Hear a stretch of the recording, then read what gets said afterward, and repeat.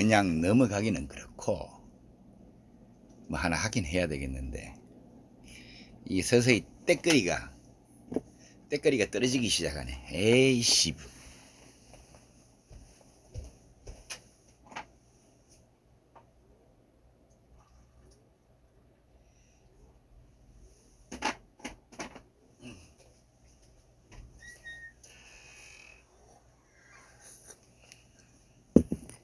아!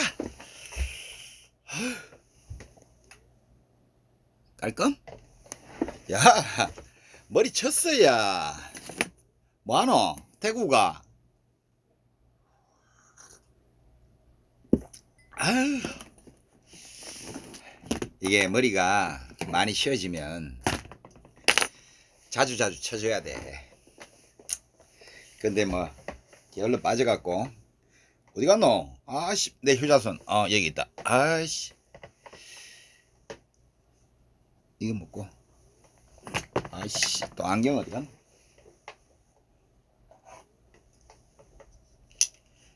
야, 이거 그냥 들어와 있는데 우연히 내게 걸려갖고 이렇게 저거 하는 거야, 지금?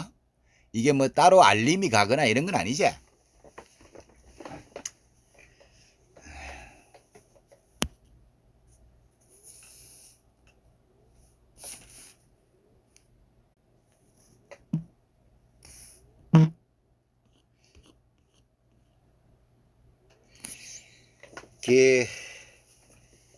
이 얘기 한번 드릴게요.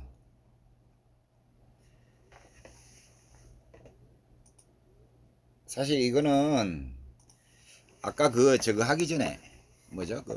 자작나무 껍데기 그거 얘기하기 전에 사실 그거 조금 정리를 한다고, 그래도 이제 텍스트로 좀 정리를 해야 된다고 생각을 해서 정리를 하다가 서문으로 갑자기 쓰다가 이 얘기를 좀 짚으면 좋겠다라고 해갖고 제가 한 겁니다. 여러분들 혹시 동아시아 세계, 그러니까 흔히 말하는 지금 현재의 영토를 기준으로 하면 중국, 한국, 일본, 요 문화권을 흔히 동아시아 문화권이라고 하잖아요. 그죠? 이스트 에이지아. 요 문화권하고 다른 문화권을 구분 짓는 특징들이라고 하는 것들은 여러 가지로 짚을 수 있을 거예요.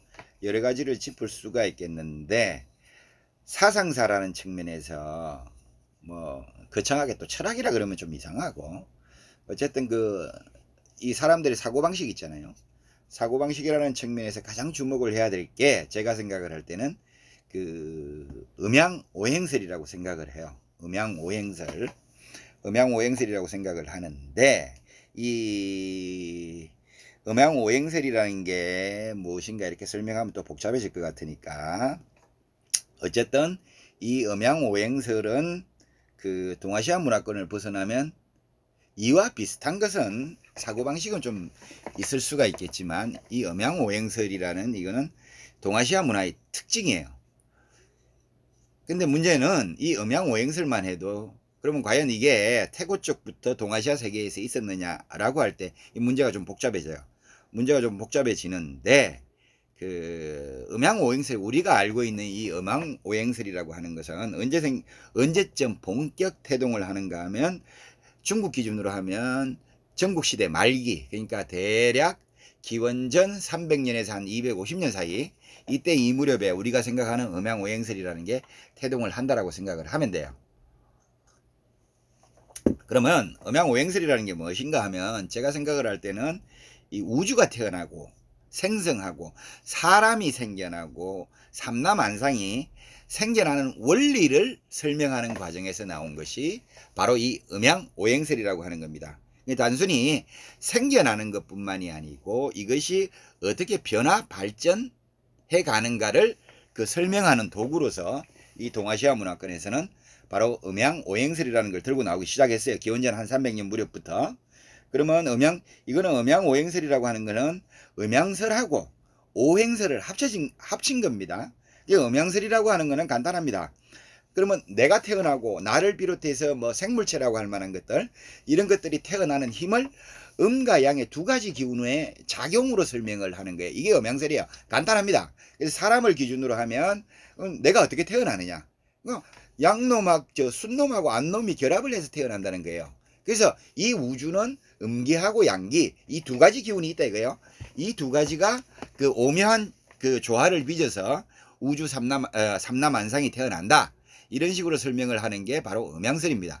근데 그 반에 근데 이런 음양설로서는 이 복잡한 이 세계를 설명하기가 좀 너무 단순해요. 너무 단순하기 때문에 그에 대한 반발 혹은 보완으로서 나중에 되면 이것도 이 무렵에 태어나는데 전국시대 말기 무렵에 생겨나는데 이 오행으로서 이거 설명을 합니다. 그러니까 다섯 가지 기운으로서 생명체가 태어나고 이것이 변화 사멸해 가는 과정을 이렇게 설명을 합니다. 그래서 이 두 가지가 나중에는 결합을 하게 됩니다. 그래서 음양오행설이라고 하는 것이 이게 생성되게 되는데 이 이후로 이 음양오행설은 지금까지도 동아시아 세계를 강력히 지배하는 이 사상 주축이 되어 있습니다. 근데 문제는 삼라만상이 태어나는 것을 음양오행설이라고 설명을 했지만 근데 근본적으로 보면 이 동아시아 세계는 서양 철학 혹은 인도 철학하고 비교를 했을 때 뭐가 없는가 하면 존재론이 없고 인식론이 없어요. 이 말이 무슨 말인가 하면요. 아까 음양오행설이라는 게 그게 어떻게 보면 참 가장 원시적인 설명 방식이거든요. 원시적인 설명 방식이거든요. 그 다음에 그 반면에 그와 더불어서 기독교적 세계관이 있죠. 기독교적 세계관도 사실은 단순 무식하기 짝이 없어요. 기독교의 세계관이라는 게 그거잖아요. 뭐 야훼가 있었다.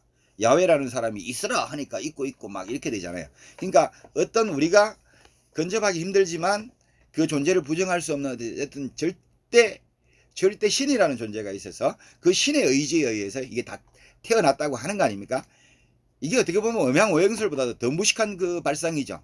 근데 무식하기 때문에 사실은 잘 맥힌다고 할 수도 있어요.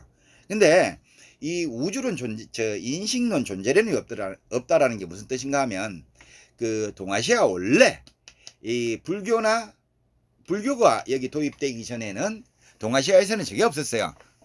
이런 물음이 없다고. 나는 누구인가?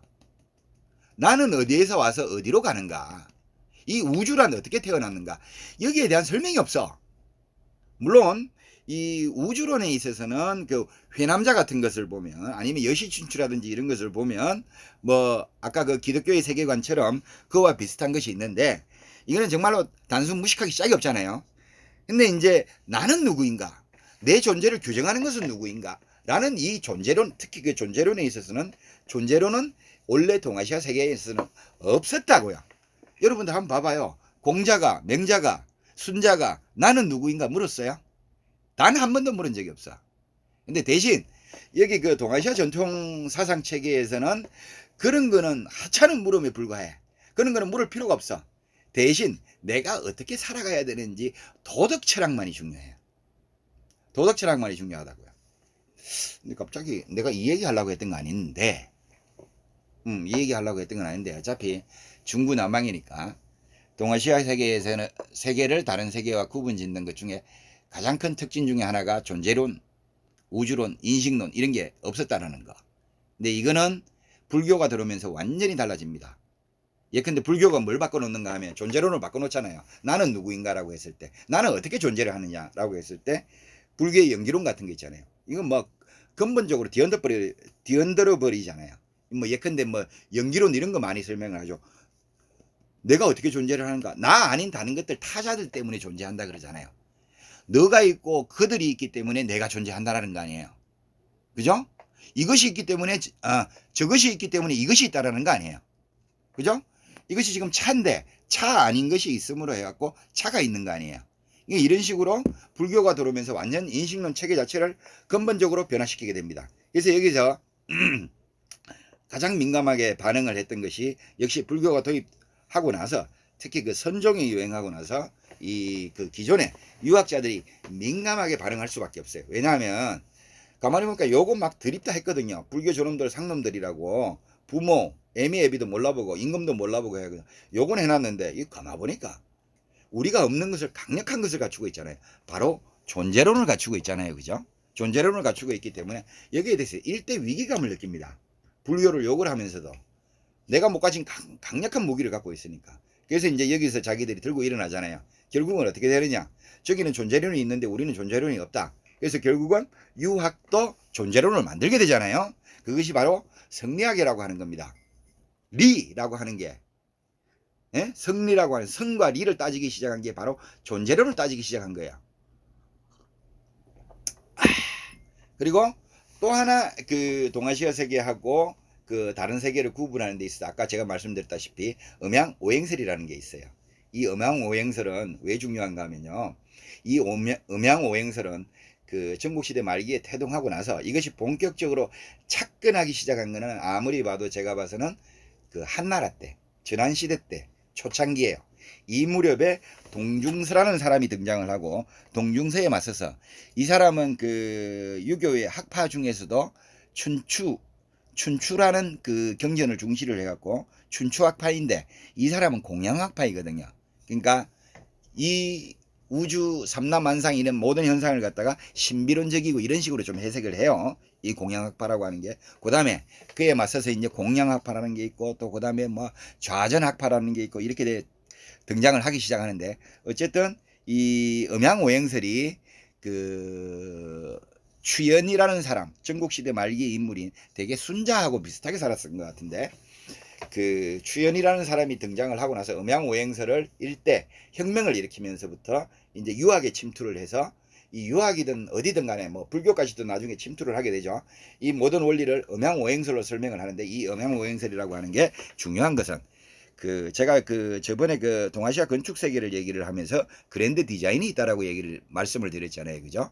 근데 그건 그랜드 디자인이라고 하는 게 그 북극성을 중심으로 하는 천문 우주론이 단순히 관념 속에 그치는 게 아니고 이게 실제의 건축 설계도로 반영된다고 했듯이 이 음양오행설이라고 하는 것, 특히 음양설이라고 하는 것은 강력한 이 역시 그 건축 세계에서 저걸로 작동을 합니다. 실제 설계도로 작동을 해요. 바로 여기에서 생겨나는 것이 바로 쌍분과 쌍탑이라는 거 하는 겁니다. 앞에 쌍분이라고 하는 것은 그 매장 문화 시스템에서 쌍분이라고 하는 거. 예? 부부를 같이 묻는 이 무덤이 쌍문이라고 하는 게 등장을 하고 그 다음에 거기에 상응을 해서 불교에서는 쌍탑이라고 하는 게 등장을 합니다. 그래서 흔히 동서 양쪽에 두기 때문에 동서 쌍탑이라 그러잖아요. 이런 것들이 등장을 합니다. 그래서 저는 항상 그 드리는 말씀이 통합적 사고, 이 아따마를 좀 잘 굴리라고, 제발 하나만 보지 말고. 그래서 쌍분하고 쌍탑을 같은 동일선상에서 우리가 접근을 할 필요가 있다. 어떤 사상적인 맥락에서 바로 음양설이라는 이 맥락에서 쌍분하고 쌍탑을 접근을 해야 된다고 하는 겁니다. 자, 불교에서 제가 항용 강조를 하지만 불교에서 탑이라고 하는 것, 스투파라고 하는 것은 바로 부처님의 무덤입니다. 산소입니다. 부처님의 진신사리를 묻은 걸 갖다가 원래는 탑이라고 하는 거 아니에요? 나중에 이것이 좀 변질을 겪어서 뭐 승려 일반의 무덤을 그 스투파라고 했지만 근본적으로 불교에서 말하는 스투파라고 하는 것은 바로 부처님의 산소입니다. 무덤입니다. 그것처럼 바로 무덤에는 쌍분이 있듯이 이거는 여기에는 쌍탑이 만들어지게 되는 거예요. 그런데 이 쌍분하고 쌍탑, 물론 쌍분은 어떻게 되는지 모르겠는데 제가 아무리 조사를 해봐도 부부를 동아시아 세계처럼 이렇게 봉분을 각기 따로 해서 이렇게 쌍으로 이렇게 조성하는 경우는 이 동아시아 세계의 독특한 발명이에요. 물론 이게 그 다른 문화권에서도 있을 수가 있는데 이거는 좀 다른 맥락에서 부부 무덤을 이렇게 조성하는 거일 수도 있고 그 다음에 어쨌든 동아시아 맥락에서 말하는 이 쌍분하고는 완전히 다릅니다. 그러면 얼마 전에 뭐 학술대회에서 그런 걸 또 뭐 논의가 있었던 모양이 돼요. 그 한국에서 한반도의 그 쌍탑의 기원 뭐 이거 갖고 부산대 뭐 양은경 교수가 뭐 발표를 했던 모양인데 그래서 뭐 좀 이런저런 뭐 반론도 받고 했던 모양인데 그 친구는 뭐 이렇게 순수 불교 미술사라는 측면에서 이것이 뭐 어디에서도 유래를 했느냐 뭐 한반도에서는 예컨대 뭐 가문사 탑에서 유래를 했다든지 아니면 중국에서는 뭐 어느 탑에서 유래를 했다든지 이런 식으로 따졌겠죠. 그런 식으로 따지면 안 돼. 그런 식으로 따지면 안 돼. 음양오행설이라는, 특히 그 음양설이라는 이 사상적인 맥락을 갖고 접근을 해야 됩니다. 왜 인도에서는 보이지 않는 동서 쌍탑이라는 게 동아시아 세계에서만 보이겠어요? 어? 왜 동아시아 세계에서만 쌍탑이 보이냐고. 이거 하면서 저걸 해봤냐고. 심각하게 고민을 해봤어요? 이 사상적인 맥락이 바로 음양설이라는 거, 이런 거 한번 생각을 해봤냐고. 동서 쌍탑이면 동탑은 양탑이요, 서탑은 음탑이에요. 이런 거 한번 생각을 해봤냐고. 그럼 왜 동아시아 세계에서만, 중국, 한국, 일본에서만 이 쌍탑이 이게 등장을 하겠어? 바로 음양설이라는 이 사상적인 기반을 모르면 이걸 해석을 할 수도 없고 설명을 할 수도 없습니다. 자, 쌍분이라고 하는 거, 이게 모르겠어요. 이전 시대에는 어떻게 되는지, 사실 이게 부부인지 아닌지 그런 뭐 불확실한 측면이 있는데, 이 쌍분이라고 하는 시스템이 공교롭게도 신라시대 때 적성목가품 시대, 그러니까 대개 이제 4세기 이후에야 이 쌍분이라는 시스템이 본격적으로 자리를 잡게 됩니다. 이걸 우연히 보겠어요? 우연히 신라가 적성목가품 시대에 들어와서 부부를 저런 식으로 지금 사진에서 보듯이, 저 황남대총, 거대한 황남대총 보듯이 부부를 저렇게 각기 다른 봉분에다가 쌀테 저렇게 이어 넣음으로 해갖고 하나의 봉분처럼 보이게 했는 이 시스템이 공교롭게 신라 적성목가품 시대에 왜 생기는지를 당신들은 묻지 않잖아. 고고학 하는 놈들, 역사 가는 놈들도 당신들도 묻지 않잖아. 왜 쌍분이 생겨? 당신들 한번 그 궁금해 본 적 있어? 거기에 대해서 한번 답을 한번 내본 적 있어? 아따마가 돌아가야지 답을 내놓든지 아니면 묻든지 하지. 뭐냐? 한반도에 음양오행설이 본격적으로 침투를 하기 시작한 게 바로 적석목가품 시대야. 에? 적석목가품 시대. 그러니까 4세기 뭐 그전부터 싹은 들어왔겠지만 이것이 일대 동아시아 세계를 전체를 장악하게 되는 시기가 바로 4세기 3세기 이 무렵부터 등장을 한다고. 음양설이 일대 유행을 하게 되면서 바로 이와 같은, 지금 보는 황남대총과 같은 저런 쌍분이 등장을 합니다. 쌍분이 등장을 해요.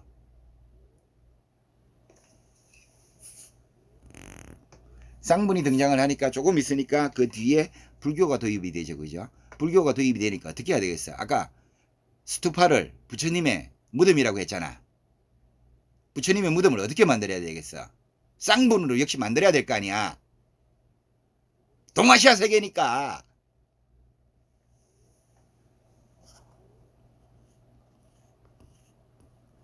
같은 경주 대릉원에 있는 다른 쌍문입니다. 이거는 파보지 않았어요. 제 개인적으로는 사실 그 황남대총보다는 이 쌍분을 더 좋아합니다. 참 묘해요. 이 쌍분을 맨날 보면서 사람들이 연상을 하잖아요. 볼록볼록 엠보싱 화장지를 연상을 하기도 하고, 그 다음에 A컵이니 B컵이니 C컵이니 따지기도 합니다. 그래서 뭐 한번 뭐 누가 저 경주 지역인가 경북 지역에 어떤 그 기자가 뭐 여자의 가슴을 비유를 했다가 막 얻어 터졌어요. 뭐 비유를 할 수도 있지. 그걸 갖고 그렇게 얻어 터지고 그러냐? 그럼 누가 봐라. 이거 보면 엄마 찌찌 같지. 그걸 갖고 그렇게 욕을 하고 그러냐? 빙신들. 자, 이런 적석목가품 시대, 돌무지 덧널무덤 시대의 왜 쌍분이 등장을 하는가 하면, 아까 사상적인 맥락에서는 바로 음양설에 일대 광풍이 불었기 때문에 거기에 영향을 받았다 그랬고, 그 다음에 또 하나, 이게 구조적인 측면에서 이거는 왜 저렇게 그 부부 무덤을 저렇게 따로 묻을 수밖에 없는가 하면요, 지금 이게 천마총 내부거든요. 천마총 내부인데, 물론 구조 자체가 이게 100% 이렇게 맞지는 않아요. 논란이 많아요. 그렇지만 어쨌든 내부는 이런 식으로 생겼어요. 보시다시피 저 허옇게 불이 돌아 있는 부분이 실제로 시체를 묻었던 부분이고, 그 위 옆에 막 온 사방에다가 저 돌무지들을 저렇게 갖다 강돌을 갖다 쌓아 놓습니다. 자, 중요한 것은 저 강돌을 쌓을 때 저기에 쌓는 돌들은 거의 예외 없이 강돌이라는 거 한번 기억을 해주세요. 저기에 깬돌은 안 들어갑니다. 물론 깬돌이 가끔 들어갈 수 있는데, 저기에 동원하는 무덤에 쓰는 돌은 거의 다 강돌입니다. 왜 돌을 깨서 넣지 않고 왜 강돌을 넣게 됐는지 그것도 나중에 한번 설명드릴 기회가 있을 거예요. 어쨌든 이 천마총 구조를 보듯이 자, 우리가 봉분 하나에다가 부부를 같이 묻으려면 어떻게 되겠어요? 두 사람이 보통 보면 죽는 시기가 다르잖아요. 보통 여자들이 나중에 죽죠. 뭐 항상 그런 것은 아니지만. 자, 그러면 나중에 죽은 사람을 저기다 묻기 위해서는 어떻게 해야 되겠어요? 저렇게 애써 지어놓은 무덤을 다 까부셔야 되겠죠. 그러면 골치 아프죠. 돈도 많이 들어가고 시간도 많이 걸리고. 그래서 이것은 돌무지 덧널무덤이라고 하는 것, 적성목각분이라고 하는 것은 구조상 하나의 봉분 안에다가 부부를 묻을 수 없는 구조가 되어 있어요. 물론 억지로 묻을 수는 있는데 이렇게 묻을 수는 없게 되어 있어요. 그렇기 때문에 이 적성목각분은 부부를 묻을 때 그 각기 다른 봉분을 쓰게 됩니다. 자, 이거는 저 경주 대농원 그 주차장 앞에서 나와서 오른쪽으로 약간만 가면 한 100m, 200m를 가면 거기 앞쪽에 있는 거대한 이 황남대총에 비견하는 또 다른 쌍문입니다. 오른쪽. 자, 그러면 이것도 신라 시대를 기준으로 할 때 이런 쌍문도 나중에 이제 한 6세기 무렵 미 들어가면서 이제 일대 변화를 합니다. 봉분 하나에다가 부부를 같이 쓰는 시스템으로 변해요. 자, 봉분 하나에다가 부부를 같이 묻으려면 어떻게 해야 되겠어요? 어떻게 해야 되겠어요? 무덤 구조 자체를 바꿔야 되겠죠, 그죠? 무덤 구조 자체를 바꿔야 됩니다. 아까 보던 돌무지 덧널무덤으로서는 도저히 봉분 하나에다가 부부가 동시에 죽지 않고서는 그렇게 쓸 수가 없어요. 그렇기 때문에 무덤 구조 자체를 바꿔야 됩니다. 바로 여기서 등장하는 게 이러한 목적에 의해서 등장을 한 게 바로 이른바 석실분이라고 하는 겁니다. 돌로 갖다가 무덤 방을 만들어서 그 앞에다가는 대문을 내는 거죠. 그죠? 대문을 내놓으니까 어떻게 됩니까? 대문을 내놓으니까 나중에 죽는 사람은 부부 중에서 나중에 죽는 사람은 그 대문만 따고 들어가서 관만 쏙 돌려놓고 다시 이렇게 문을 닫아버리면 되잖아요. 이런 필요성에 따라서 석실분이라게 등장을 하게 된 거죠. 그러면 왜 적성목각분이 버려짐을 당하고 석실분이 등장을 했겠어요? 그 두 가지 시기가 공교롭게 일치를 합니다. 왜냐하면 경주 시내에 더 이상 경주시가 폭발을 해갖고 지금의 경주가 폭발을 해서 무덤 쓸 땅이 없어졌기 때문이에요. 무덤 쓸 땅이 없어졌기 때문에 할 수 없이 묘지 자체도 경주시 외곽으로 나갈 수밖에 없었고, 그 다음에 외곽으로 나가보니 거기라고 뭐 땅이 많아요? 없잖아. 그럼 어떻게 해야 되겠어요? 묘지 시스템 자체를 바꾼다고. 제가 보건대는 국가에서 강제적으로 이게 명령이 내려온 것 같아요. 이른바 율령이라고 하는 묘지령이라고 하는 게 이게 틀림없이 있었을 거예요. 이제부터는 적성목각분 쓰지 마라. 이제부터는 석실분을 써라. 왜 이렇게 했겠어요? 지금 우리가 봉착하고 있는 똑같은 문제, 어쩌면 이 신라시대에는 더 문제가 심각했을 수가 있어요. 지금 가장 심각한 문제 중에 하나가 지간의 묘지 문제 아니에요. 화장장 문제도 물론 있고, 박태호 선생 또 난리 날라. 화장장 문제가 있듯이 묘지 문제가 있잖아요. 지금 그래도 화장이 많이 일반화했잖아요. 그죠? 그래서 무덤도 이제 전통시대 무덤 그런 걸 더 이상 안 쓰는 사람들이 많아졌잖아요. 그죠? 근데 신라시대에는 이거보다 더욱더 심각한 문제들이 빈발을 한 겁니다. 결국 어떻게 됐느냐? 결국은 땅을 절약을 하고 경제적 효율성을 위해서는 석실분을 만들 수밖에 없었어요. 자, 그런데 문제가 하나 생겼어요. 문제가 하나 생겼다기보다는 이런 음양사상이 도입이 되면서 신라시대는 적어도 3, 4세기 이래로 음양사상이 일대 광풍이 불면서 사회 곳곳에 파고들었는데 그에 따라서 바로 쌍분이라고 하는 이 무덤 양식까지도 생겼는데, 그리고 부부를 합장하는 이런 시스템이 생겼는데, 지금 문제가 생긴 것보다는 또 다른 하나의 흐름이 생겼잖아요. 불교가 들어왔잖아요. 불교가 들어오고 나서 그 다음에 불교는 약간 뒤에 들어왔죠. 그죠? 적성목각분이 등장하고 나서 들어왔으니까 이제 무슨 문제가 생겼는가 하면, 이게 음양사상에 의하면 원래 인도 불교에서는 탑은 하나밖에 있을 수밖에 없죠. 석가모니 한 분의 탑밖에 있을 수가 없는데 이거는 우리 정서하고 안 맞는 거라. 어떤 정서하고? 어떤 정사하고 안 맞아요? 음양사상이라고 하는 이 정사하고 안 맞아요. 그래서 처음에 고민을 했죠. 그래서 탑을 한 개 세우다가 황룡사 같은 경우는 한 개 세웠죠. 그죠? 목탑을 하나를 세웠잖아요. 근데 거기에도 강렬한 음양사상이 저걸 작동을 합니다. 거기에도. 그 어떻게 돼 있어요? 그 금당하고 그 목탑 앞에 양쪽에 종루가 있는 거죠. 그죠? 종루가 있고 또 무슨 루라 그러더라. 그게 뭐 있는 건데 그거 완전히 쌍탑 개념이야. 항상 이 동아시아 세계에서는 암놈, 순놈, 쌍으로 건설을 해야 돼요. 그래야지 안정감을 준다라고 생각을 했어요. 그래서 불교에서도 할 수 없이 처음에는 탑을 하나만 세우다가 나중에는 동서 쌍탑을 세우게 됩니다. 그래야지 안정감을 주거든. 음양사상 때문에 이걸 탑을 그 두 개를 세우는 겁니다. 양쪽에다가 동서 양쪽에다가. 그래서 당연히 동쪽에 있는 것은 순놈이요. 서쪽에 있는 것은 암놈이 되는 겁니다. 그 다음에 이 탑 자체가 얼마나 웃긴 줄 알아요? 물론 아주 예외가 있어요. 나중에 라마 불교, 티베트 불교가 들어오면서 고려 시대에 조금 예외가 있기는 하지만 모든 탑은 층수는 항상 홀수요. 평면도는 항상 짝수입니다. 지금 사진에서 보시는 이 동서 삼층 석탑도 층수로는 3이라는 양수이고 저 평면도는 어떻게 돼요? 평면도는 정사각형이죠. 사각형이죠. 그죠? 짝수가 되는 겁니다.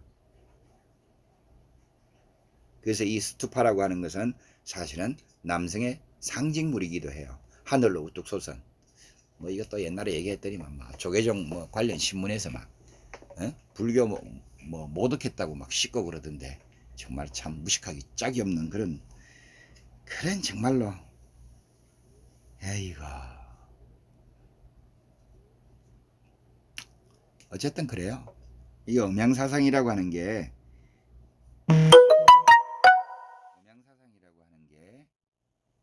그렇게 중요합니다.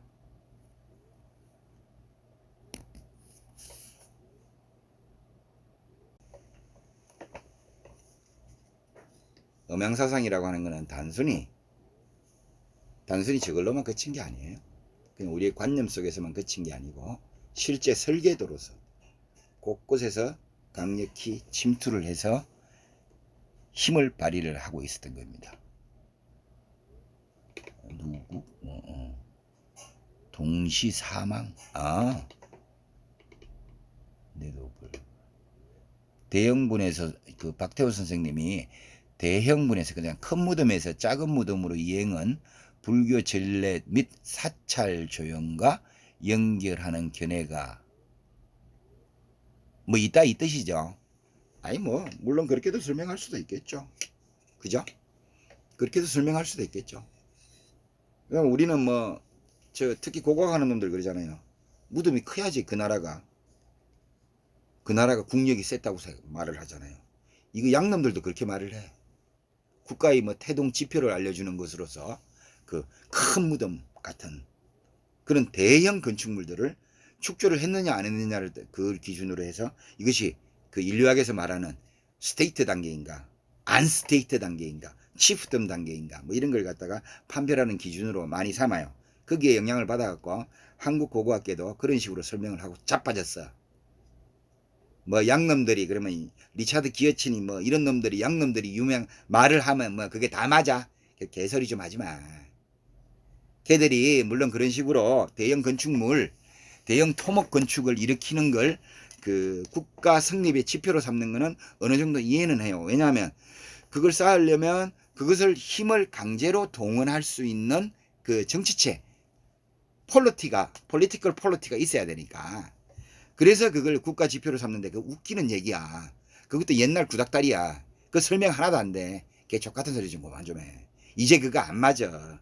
야, 그걸 강제로 동원할 때 그러면 진시황처럼 강제로 동원을 해서만이 그렇게 공공건축물을 세우니 국가의 권력이 없더라도 사회 간섭상 이런 걸 세우라고 할 때는 얼마든지 그런 일 다 해. 꼭 국가의 권력이 있어야지. 그 막스 베버 기준 그 개념으로 하면 그렇잖아요. 합법적인 폭력 이걸 행사를 하는 걸 국가 성립의 지표로 삼은 거 아니에요? 근데 왜 반드시 꼭 그 합법적인 그 국가의 폭력에 의한 그런 동원이 그 공공건축물 대형 건축물을 탄생을 가능케 했다라고 그렇게 가르쳐야 돼. 그거 아니라도 얼마든지 가능할 수도 있어. 그거 아니라도 얼마든지 풍납토성 같은 저런 대형 성곽을 세울 수도 있어요. 국가 권력이 없더라도 그거 세울 수가 있다고.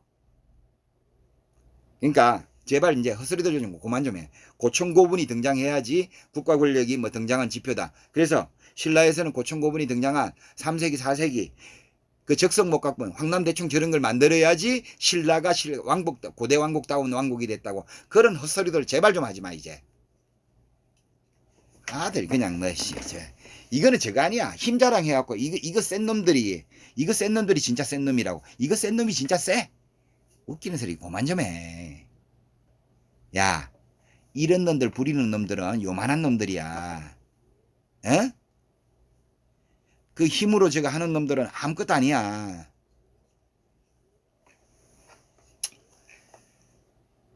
어쨌든 쌍분하고 쌍탑을 한번 그 통합적으로 한번 이해해 보려고 했어요. 왜 동아시아 세계에서 굳이 그 인도에는 없는 동남아에는 없는 이런 쌍탑 시스템이 물론 그쪽에서 있을 수가 있는데 그건 아주 극히 이례적일 거예요. 뭐 서로 있다고 치면 그거는 여기 있는 놈이 가서 유학 갔다가 세웠을 거예요. 어쨌든 이 쌍문하고 쌍탑을 통합적으로 좀 이해를 하고 통합적으로 좀 접근을 해야 되는데 이 통합적으로 접근을 하는 그 절대 경제는 그 절대 전제라고 할까? 접근에 우리가 고려를 할 것은 바로 음양사상이다. 덧붙여서 이 오행사상도 같이 좀 이해가 있어야 돼요. 그래서 음양오행사상은 아까도 계속 드리는 말씀이지만 단순히 이 아따마 속에서 관념 속에서만 존재한 게 아니고 이것이 강력한 설계도로서 실제로 작동을 했다라는 것, 설계도로서 실제로 쓰였다라는 것을 잊지 말아야 됩니다. 그 다음에 쌍탑 두 개가 본래는 불교 세계에서는 불교관이 인도에서 유래한 불교, 이게 뭐 원초적인 불교라고 한다면 거기에서는 사찰 하나당 탑이 하나밖에, 스투파가 하나밖에 있을 수밖에 없지만 이거는 안 맞아. 동아시아 세계에서는 안 맞아. 불안해. 항상 양쪽이 암놈하고 순놈이 있어야지 이게 균형을 잡혔다라고 생각을 해요. 바로 그러한 필요성에 따라서 바로 쌍탑이라는 이 제도가 등장을 하는 겁니다. 쌍탑이 등장을 하니까 나중에 이상한 것까지 등장을 하죠. 우리 이걸로도 만족 못하겠다. 가운데다 하나 집어넣잖아요. 그래서 삼탑도 등장을 하잖아요. 이게 왜 삼탑이 등장을 하겠어요? 자, 양쪽에다 놓으니까 이게 중앙을 하나 설정을 할 필요가 있어요. 그래서 이게 3개가 들어서므로 해갖고 안정감을 상대적으로 더 준다고요. 그래서 이런 식으로 해서 실제로 삼탑이 등장을 하기도 하고 그럽니다. 그래서 이런 여러 가지 고려들, 불교 사상사를 하려면, 제가 사실 제일 자신 있는 건 도교잖아요. 도교도 마찬가지인데, 불교, 미안하지만, 난 불교 몰라요. 모르지만, 그래서 팔리어, 산스크리트, 그런 식으로 생각하지 마요. 동아시아 불교를 이해하기 위해서는 그것도 물론 근본적으로 필요하겠지만 그와 더불어서 이 동아시아 세계를 지배한 이 사상 체계를 알 필요가 있어요. 특히 음양사상, 음양오행사상이나 그 다음에 정말로 공자, 맹자, 노자, 장자 다 알아야 돼. 예? 산스크리트, 팔리어 이거 안다라고 해갖고 그쪽 불교를 이해하는 데는 도움이 될 수 있겠지만 미안하지만 이 한국 불교, 동아시아 불교를 이해하는 데서는 20%도 안 돼. 그건 20%도 안 돼. 왜냐하면 모든 사상, 종교가 다 그랬듯이 그걸 현지에 와갖고 현지화를 이룩할 수밖에 없거든요. 그래야지 살아남으니까. 그래서 더욱더 중요한 것은 제가 봐서는 불교를 공부하는 데 있어서 더 중요한 것은 사실은 공자, 맹자예요. 반드시 공자, 맹자를 알라는 게 아니고 공자, 맹자, 노자, 장자가 대표하는 이 동아시아 불교와는 언뜻 관계없이 등장을 한 이런 사상사를 잘 알아야 됩니다.